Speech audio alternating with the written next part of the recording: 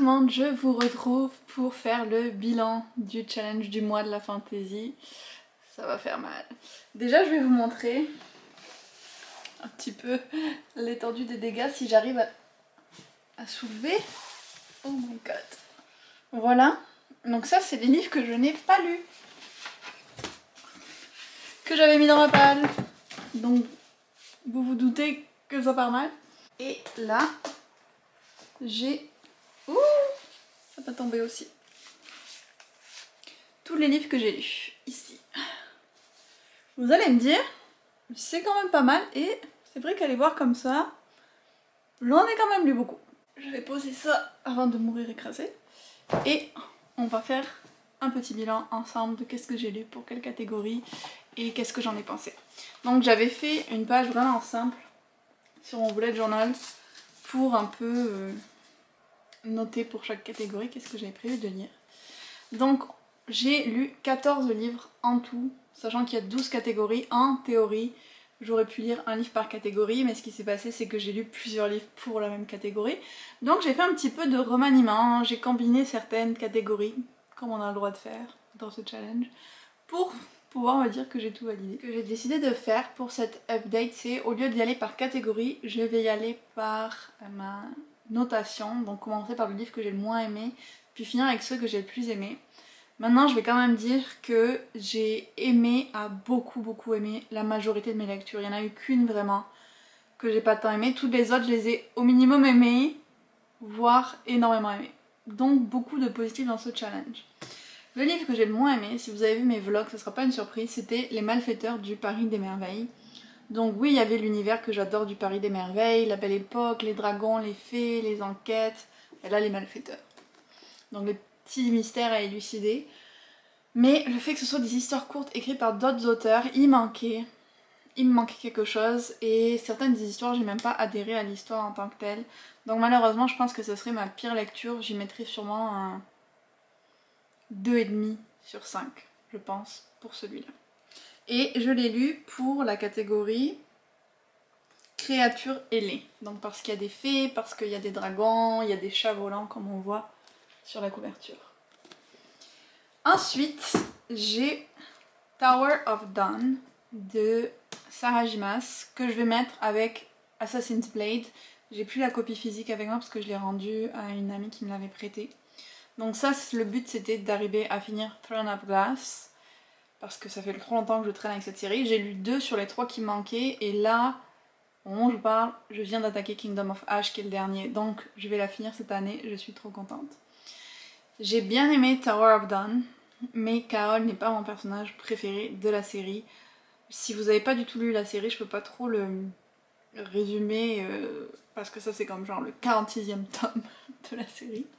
Mais c'est de la fantasy avec un univers quand même plutôt médiéval, et là on suit un personnage qui doit aller se faire guérir, qui va tomber amoureux de sa guérisseuse et qui essaye à la fois de guérir ses blessures émotionnelles.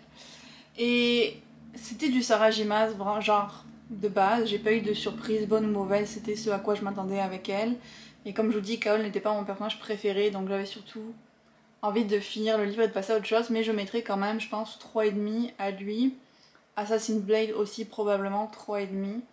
Ça c'était des histoires courtes sur le personnage principal de la série qui est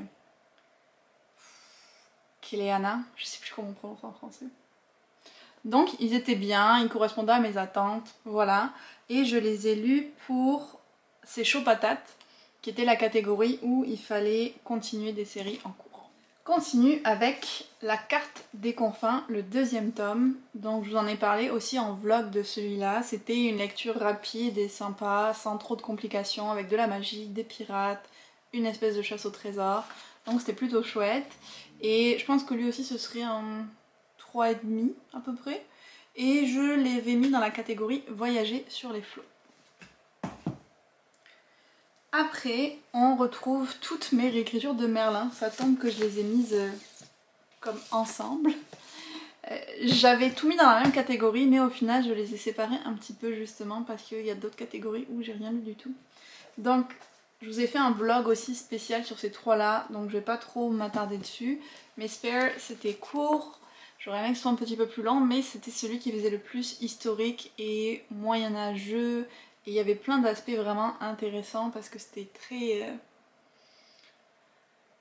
très orienté comme légende du Pays de Galles. Donc c'était quand même vraiment chouette. Lui, je pense qu'il aurait un 4 sur 5. Là, vous voyez, à partir de là, on est vraiment que dans des trucs que j'ai beaucoup aimés. Et je l'avais mis pour la catégorie alchimie, magie, sorcellerie et druidisme. Vous ne serez pas surpris, avec des trucs autour de Merlin. J'avais justement The Other Merlin, pareil, je pense que ce serait un 4 sur 5.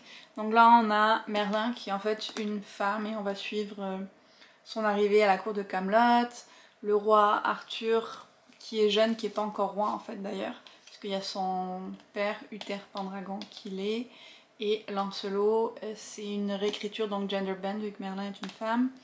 Et puis avec pas mal de personnages LGBTQ.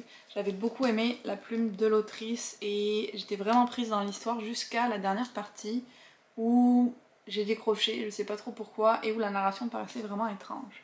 Mais je lirai la suite avec beaucoup de plaisir. Celui-là justement je l'avais mis dans la catégorie magie, druidisme, mais au final je vais le déplacer dans Découvrons le monde, qui était la catégorie apprentissage, parce qu'on a Merlin qui étudie pendant la grande majorité de ce livre, étudie la magie.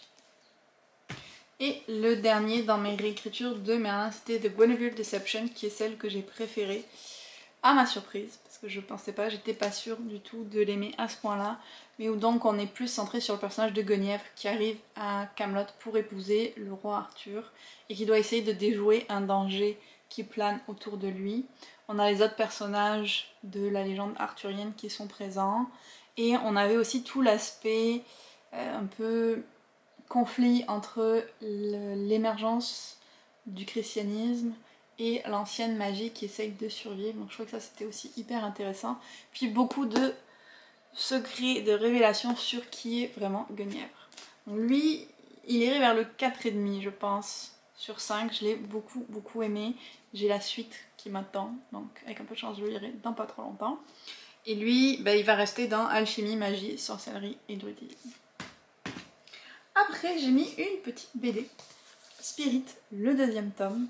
Donc dans Spirit, on est à New York dans les années 30. Et on est dans un monde où les fantômes existent et où il y a Yann, je pense, qui s'appelle. Ouais. Qui est un spiritologue donc, qui étudie les fantômes et qui va se retrouver avec Nell, une journaliste, et Mary, une pilote d'avion, à devoir déjouer les plans maléfiques d'un fantôme qui a réussi à prendre forme humaine. Et au fur et à mesure de l'aventure qui avance, on découvre en fait beaucoup de secrets du passé qui nous aident à comprendre comment la situation a pu en arriver où elle est. C'est super bien écrit, j'adore l'histoire. J'adore les planches, franchement je me régale avec cette BD, c'est le deuxième tome sur 4. Donc on en est à la moitié et j'ai très hâte de lire la suite. Et oui, je vous ai pas dit, il était pour la catégorie les doigts dans la boue. Je sais plus qu'est-ce que c'était cette catégorie là. Mais je l'ai mis dans les doigts dans la boue. Donc on continue avec les 4,5 sur 5. Le Paris des Merveilles, le Royaume Immobile, le troisième tome. J'en ai déjà un petit peu parlé avec les Malfaiteurs, mais je suis hyper fan du Paris des Merveilles. Donc chaque tome est un peu comme une espèce d'enquête. Avec à chaque fois on apprend plus de choses sur ce Paris des Merveilles, sur ce qui s'est passé dans le royaume d'Ambremer, avec les fées, avec les dragons, toute leur histoire très compliquée qui se mêle un peu à l'histoire qu'on connaît des hommes. Donc par exemple avec la Tour Eiffel et d'autres réalités historiques de la Belle Époque. Du Paris à ce moment-là. Donc comme je vous l'ai dit, je suis très fan de l'univers, je suis très fan de la plume de l'auteur et j'adore les personnages qu'on suit dans les espèces d'enquêtes mystères. Donc Louis Pauline Griffon qui est un mage et Isabelle Saint-Gilles qui est une enchanteresse. Puis bien sûr il y a une petite romance entre les deux. Donc c'était un plaisir de lire ce troisième tome, ça m'a donné envie de lire les deux premiers en fait. Ce que je ferai peut-être un jour quand j'aurai le temps. Et lui, je vous l'ai pas dit, mais je l'avais aussi mis, je pense, dans la catégorie... Où est-ce qu'il est? Je le vois pas. Ah ouais, créature ailée. Comme l'autre, en fait. On continue avec le dernier livre que j'ai lu pour le challenge, que j'ai vraiment adoré. C'est L'Empire d'écume. Ça a été difficile au début à cause de la traduction, je pense, vraiment. Et puis une fois que je me suis habituée, ça allait beaucoup mieux et j'ai adoré. Donc si je l'avais eu en VO, ça aurait peut-être été un 5 sur 5, je sais pas. Mais beaucoup de potentiel dans ce livre et j'ai hyper hâte de lire la suite. On est dans un univers en fait qui est constitué de différentes îles qui font partie d'un empire. Et l'empereur arrive à faire une magie des eaux qui lui permet de créer des espèces de chimères, sauf qu'il utilise les os de ses citoyens. Et quand il utilise un os, ça tue la personne. Donc bien sûr les gens sont pas contents. Donc il y a la révolte qui gronde. En plus de ça, il y a sa fille à l'empereur, Lin, qui essaye de lui montrer qu'elle est digne d'être son héritière. Et en essayant de lui montrer ça, elle va découvrir beaucoup de choses sur elle-même, sur son père et sur le royaume.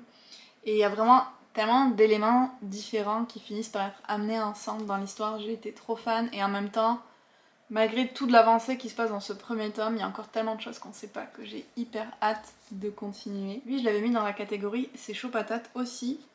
Ce qui me fait dire qu'en fait, peut-être cette catégorie c'était sur les briques. Genre les gros livres. Parce que lui aussi, il faisait genre 600 pages. Ensuite, une autre BD, Le Jardin des Fées, qui va combiner la catégorie Petit Peuple, puisqu'il y a des fées, et Apprendre à voler, qui était la catégorie jeunesse. Donc une BD que j'ai adorée. Je m'attendais à l'adorer, mais j'ai vraiment pas été déçue. On a Lucie, il y a quelques jours, j'ai déjà oublié. Une jeune fille qui va se retrouver à devoir aller chez un oncle qui est pas très aimable et qui va découvrir des fées cachées dans le jardin et qui va essayer de les protéger tout en découvrant beaucoup de secrets de famille assez sombres. De façon générale, la BD était beaucoup plus sombre que ce à quoi je m'attendais, mais j'ai adoré être surprise de cette façon-là et puis elle est sublime. Donc, petit coup de cœur pour cette BD-là. Et les deux derniers livres, donc qui sont quasiment des 5 sur 5, I guess. Allez, je vais leur donner ça pour une fois. Il y avait The 100,000 Kingdoms de N.K. Jemisin, que j'ai lu après l'avoir mis dans ma palle du monde de la fantasy pendant plus de 3 ans. Ouais, c'était la 4e année que je le mettais dans ma palle. Je l'ai enfin lu. Donc là, c'est l'histoire de Yen, qui est une jeune femme qui vivait dans une tribu du nord du royaume, des 100 000 royaumes plutôt. Et le jour où sa mère va être assassinée, elle va essayer de découvrir ce qui s'est passé et elle va être désignée comme héritière du chef de tous ces royaumes-là, qui est en fait son grand-père. Donc elle va aller vivre avec lui dans la ville de Sky, un peu comme la capitale. Et elle va là découvrir vraiment un monde qu'elle ne connaissait pas du tout et qui va changer complètement sa vie.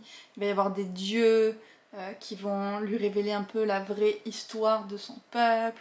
Elle va continuer à enquêter sur la mort de sa mère.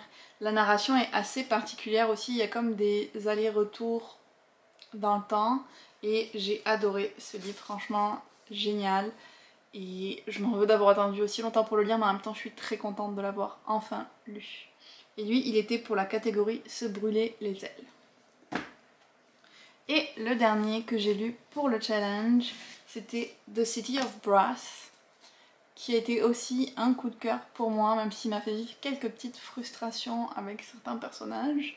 Donc là, on est dans une espèce d'Égypte, je pense au début ça se passe au Caire, où il y a une jeune femme qui est un peu une arnaqueuse des rues. Et sans faire exprès, un jour, elle va invoquer un djinn.